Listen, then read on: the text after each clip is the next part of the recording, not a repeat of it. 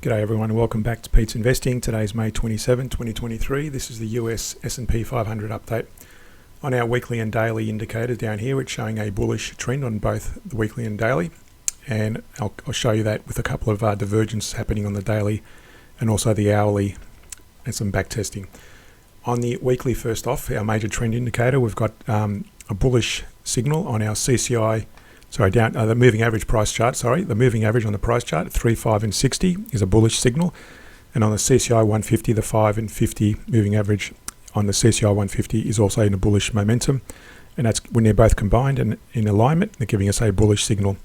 When they're undecided, one's different to the other, it's giving us a neutral. And when they're both negative, obviously, or bearish, it gives us a bearish signal. So basically, at the moment on the weekly, giving us a bullish signal. So primarily long trades on the hourly. On the daily, likewise, it's showing a bullish signal with that indicator, but more closely, I've just got this these diagonals and these support resistance lines. You can see there the support at 34.90 and resistance at 41.93, and these diagonals I've drawn in there, and it's sort of gravitating around those diagonals, and it's broken up through this resistance a couple of times now.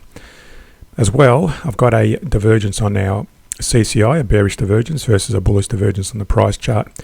Now that's still in play, and the reason I say it's still in play is because you'll notice the CCI is still coming back up, and it's basically going to be a continuation of where we are there. Now for this to work, assuming this was falling to the downside, and for this divergence to work in the bearish momentum, we want to see the price break below this channel, and I've drawn this channel there, and then our initial target will be the closest Fibonacci range. You can see that's where I've drawn this little rectangle. Now at the moment, as I said, this is still in play, so I'm going to extend that divergence on the CCI. Likewise, I'm going to extend this, I'm going to extend that, if I can get it right. No, it's not liking it. I'm going to extend that divergence on the bullish divergence on the price chart as well. At the same time, I'm going to move the Fibonacci up to that highest point there, and that channel still works, still applies. So if the price breaks below this channel, then we're going to see our initial target.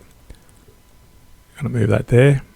We're going to see our initial target in that little range there between a 38 and a 50% Fibonacci retracement of that wider range. So that's where we are at the moment. So this is still in play. Now for this to fail, we need to see the CCI break to the upside. We also need to see the price continue to break to the upside more aggressively, and for this CCI to also move a lot higher than where it is at the moment. So that's still in play on the daily, but again, primarily long signals on the daily and long signals on the weekly. On the hourly, however, we've got in terms of if the daily and the weekly are aligned on those trends, then we look at primarily taking long trades, and that's where we looking at the CCI and the moving averages of the price and the CCI.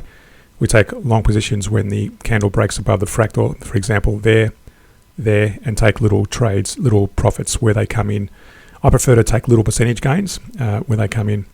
I've also drawn a little back test, applied a little back test here. This is going long only throughout the period, but you can see there, with the exception of those few spots there, there's been averaging down. We don't use stop losses, and what that means is when the price falls against us, we add to the position. Add another position there, so we added 3 times to that particular position and eventually closed out with a profit from where it started.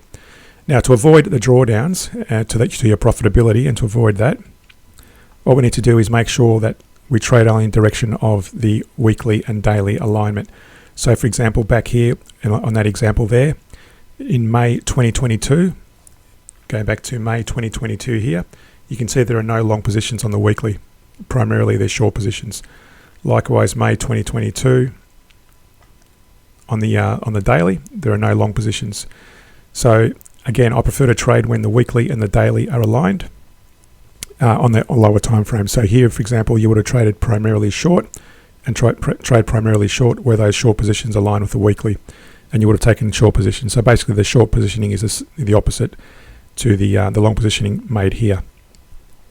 So to understand how to trade this and other trading strategies, reference the links in the description below. Subscribe to my Patreon page, where we also look at weekly scans of stocks, currencies and commodities. Subscribe, like and share the channel.